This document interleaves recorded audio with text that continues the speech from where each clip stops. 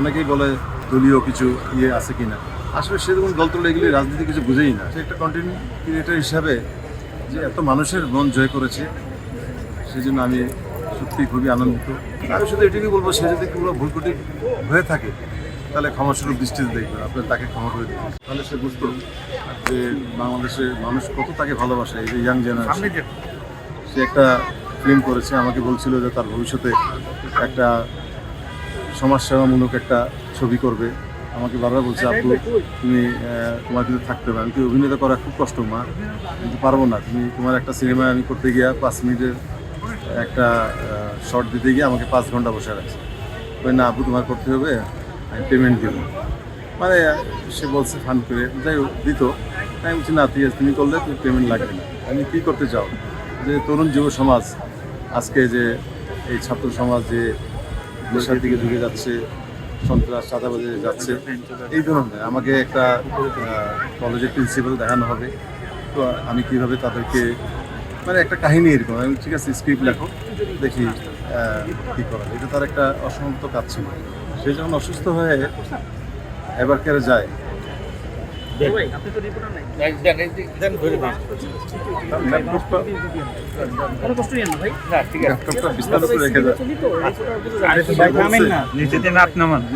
বুয়াকে warning দিচ্ছে, তার মাকে ওয়ার্নিং দিচ্ছে, কেউ আমার ল্যাপটপ ধরবে না।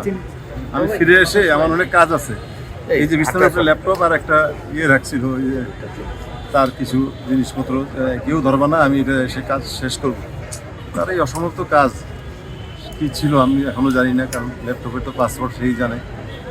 তো সে একটা কন্টেন্ট ক্রিয়েটার হিসাবে যে এত মানুষের মন জয় করেছে, সেই জন্য আমি সত্যি খুবই আনন্দিত।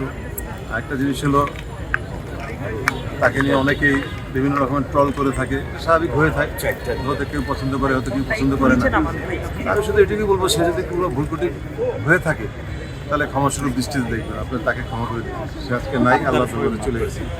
ক্ষমাসুলভ দৃষ্টিতে দেখবেন, আজে বাজে কমেন্ট থেকে বিরত রাখবেন, কারণ তাকে আমি চিনি। সে কিন্তু অ্যাকচুয়ালি খুব সরল সোজা একজন মেয়ে। সে কোনো, এই যে অনেকেই বলে কোনো দলীয় কিছু আছে কিনা, আসলে সেরকম দল টল এগুলি রাজনীতি কিছু বুঝেই না। সে কোনো রাজনীতির মধ্যেও নাই, আগেও ছিল না, এখনও নাই। তবে লাস্ট আন্দোলনে সে হয়তো প্রতিবাদ করতো, প্রতিবাদের সে গেছিল। এবং অনেক জায়গায়, যেসব জায়গায় অন্যায় হয় বা বিচার হয় বা খারাপ কিছু দেখে, সে কিন্তু সেখানে প্রতিবাদ করে।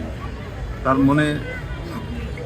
মনটা ছিল পরিষ্কার। সে যে অনেক সময় খেতে যেত, দেখা গেছে গরিব দুটো ছেলে মেয়ে বা ভিক্ষুক নিয়েও সে একটা রেস্টুরেন্টে ঢুকে তাদের খাওয়াইত। আর গাড়িতে সবসময় এই কাপড় কম্বল এগুলি রাখতো। অনেক গরিব দুঃখী মানুষরা আছে, তাদেরকে দেখলে যাদের কিছু নাই তাদেরকে সাহায্য সহযোগিতা করেছে। একটা সরল মনের একটা মেয়ে। আজকে আমার দেশবাসীর কাছে এবং আপনাদের মাধ্যমে মাননীয় প্রধানমন্ত্রীর কাছে আমার অনুরোধ, এই যে আমার মেয়ে যে মারা গেল, এরকম যেন আর যেন রিপিট না হয়।